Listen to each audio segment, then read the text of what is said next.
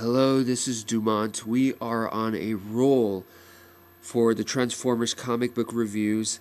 This time issue number 24. The cover is very interesting. This was the issue where Megatron and Optimus Prime were supposed to fight to the death.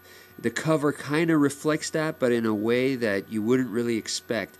Basically, they make it look like a video game, and it says game over, Optimus Prime. So you're kind of going, what? It's not supposed to be a game. I thought they were going to fight for real. So once again, the cover is very intriguing. So hopefully the rest of the comic book will not disappoint us. Actually, it doesn't. Trust me. It's very strange, but at the same time, it's really, really good. So let's move on.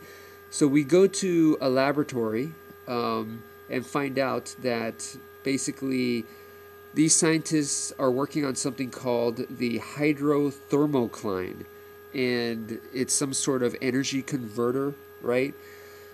One of the scientists likes to really play video games on their spare time, so it kind of goes into that real quick. And remember, Optimus Prime had a bug implanted in him from Bombshell. Wheeljack is able to find this bug, remove it. Not only do they remove it, now they're eavesdropping on the Decepticons. So it's almost like, they backfire the plan for the Decepticons. Of course, the Decepticons do not know about this, and they're ready to go steal the hydrothermocline. And guess who shows up? The Autobots show up. So basically, they line up against each other. And Prime brings out Defensor, right?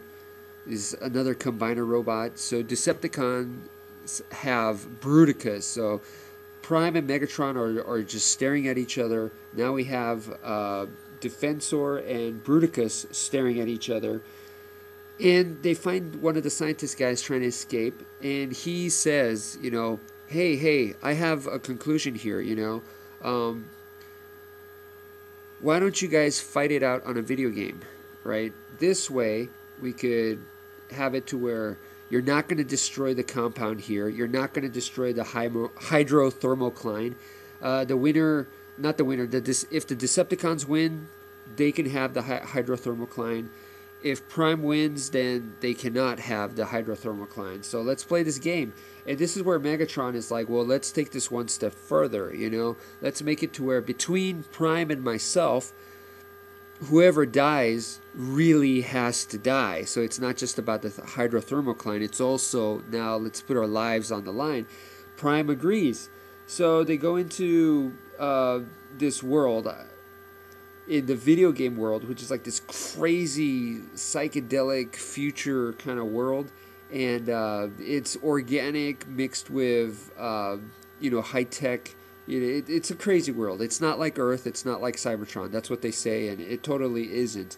So all the robots present there are in this game now. So and the game is basically all the robots there. If they die, it doesn't matter. The only one that it matters for is Prime and Megatron. So, basically the Autobots have to protect Prime, Decepticons have to protect Megatron, and they go at it. And because Prime's Prime directive, which is, protect the local inhabitants, don't injure them, don't hurt them, because the Autobots actually follow that, those local inhabitants actually help back. So whether it's a vine, whether it's like some kind of cloud walker, I think is one of them, what they were called, they help back. They're grateful because the Decepticons don't care and attack them anyway. So the Autobots are able to win, and so there's Prime and all the Autobots that were there, which is basically they combined into Defensor. So it's Prime and Defensor versus Megatron, right?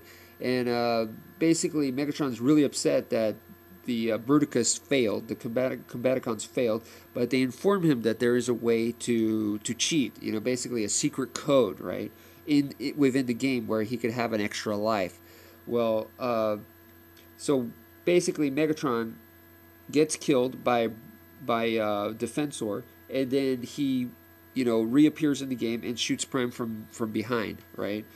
And Prime is about to die. He's hanging off on a cliff, and one of his left arm is like brutally destroyed. It's like just, neural circuitry, and that's it. Well, Prime basically shoots one of like the pipes in the back, one of the towers in the back, and that topples Megatron over. So Megatron falls to his doom, but it also kills some local inhabitants. And because of this, Prime is like, you know what? I'm the one that cheated. Megatron cheated, but I broke my own code. So kill me is what he says. And guess what? The guy presses the button and Prime explodes in real life. So Prime is dead now in this issue. It's crazy, right?